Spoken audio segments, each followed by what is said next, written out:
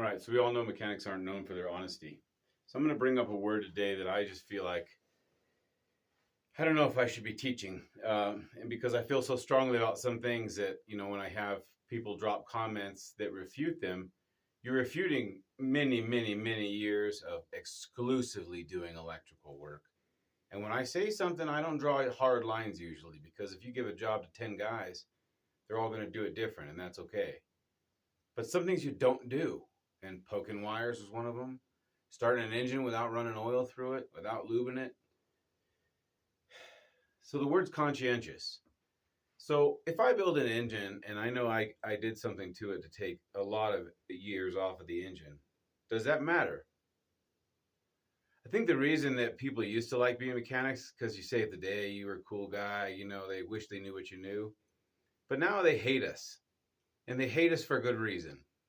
They don't trust us because we're not conscientious. Because we don't have that moral regard for doing the right thing for 10 years. All we do is care about making the repair, man. Right there, we just want to be the man. Right then and there.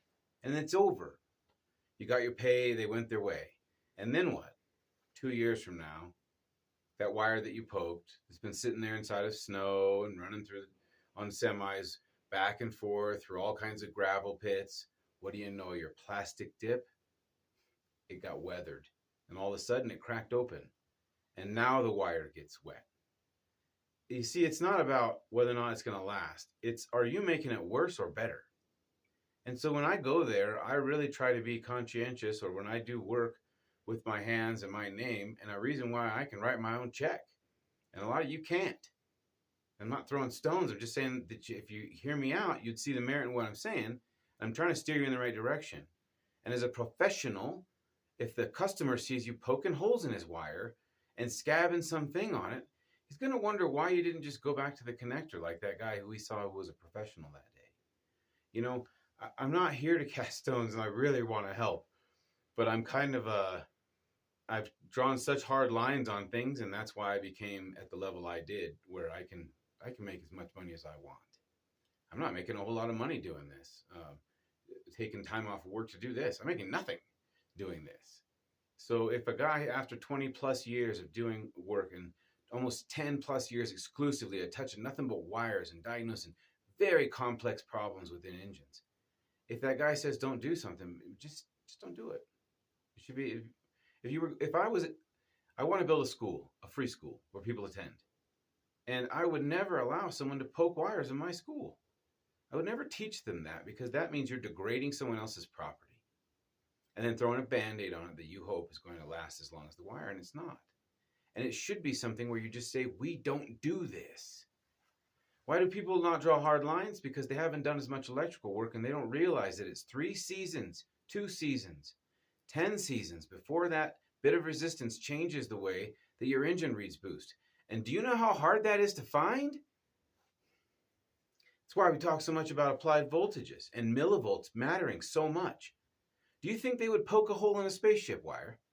Ever? Why? Because it would compromise the wire, right? Now, we're not driving spaceships. Why not have the same regard about your expertise to say, I'm too professional to do this? That's what I'm getting at, guys. And it lends itself to many things. And I know sometimes I sound like an irritable ass.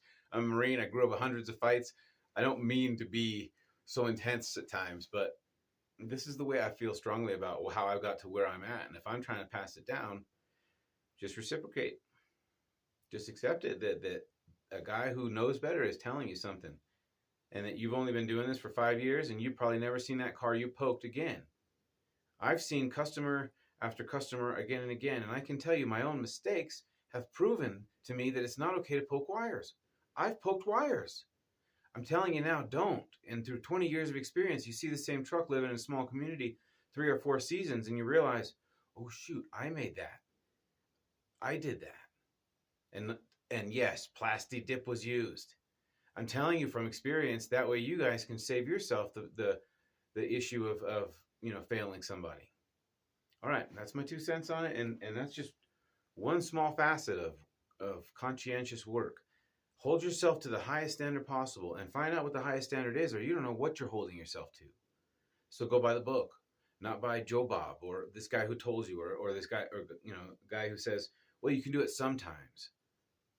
Do you draw hard lines on anything in the trades? Do you say no to anything all the time?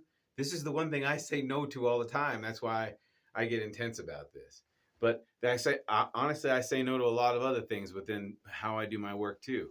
Everything is very meticulous and it takes me more time. And a lot of times, guys, the reason I'm in business isn't because I collect every moment of time I'm working.